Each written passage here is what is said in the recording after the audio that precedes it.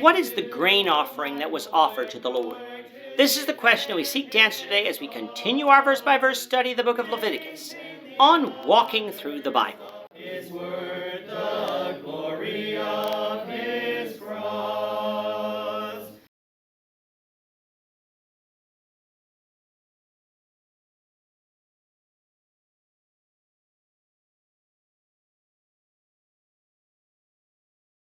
If you have a Bible with you, turn to Leviticus chapter 2. We're going to be reading from verses 1 to 10. If you don't have a Bible, don't worry. Just follow along with us on the screen. The version that we'll be reading from is the New King James Version.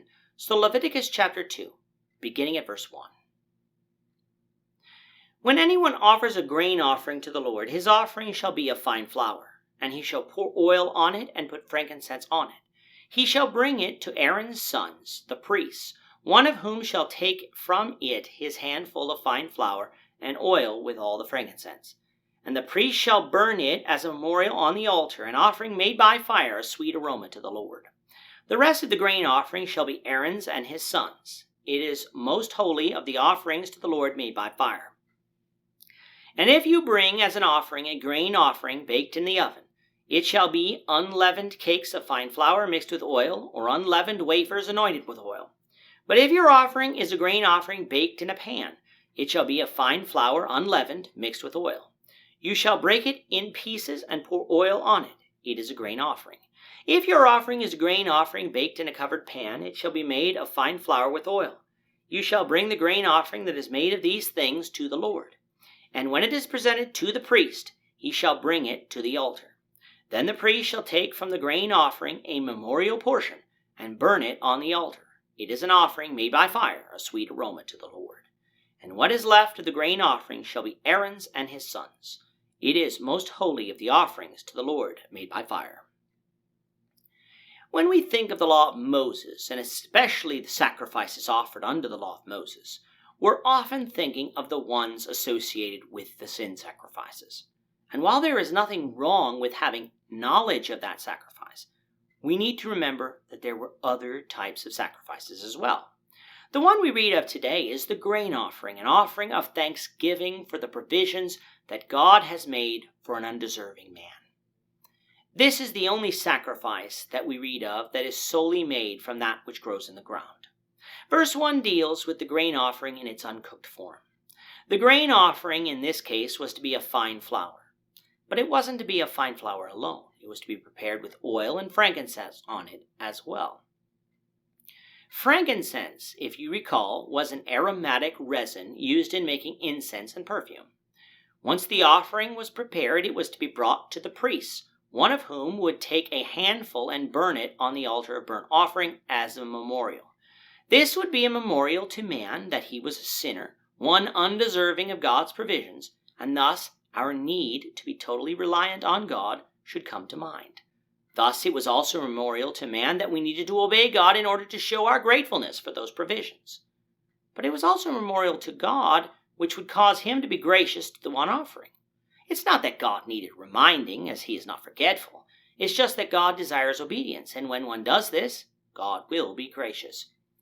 The rest of the grain offering was to be for Aaron and his sons.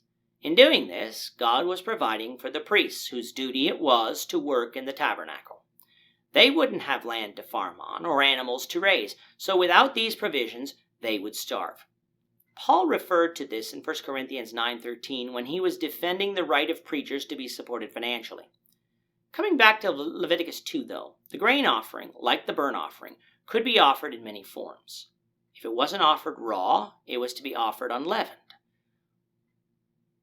We'll discuss more about this in the next lesson.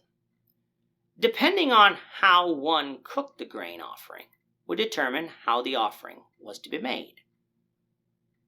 If it was baked in the oven, the offering would be made of unleavened cakes of fine flour mixed with oil, or unleavened wafers anointed with oil.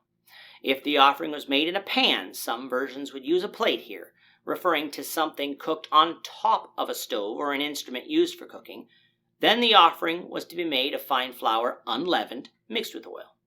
Once cooking was complete, it was to be broken into pieces and oil poured on it.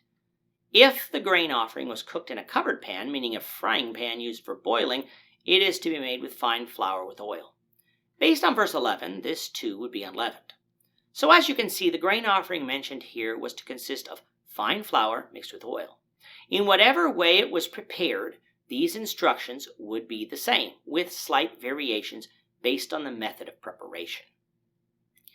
That God gave his people so much leeway as to how to offer this offering shows that he was a gracious God, recognizing that everyone's abilities and cooking utensils would not be the same.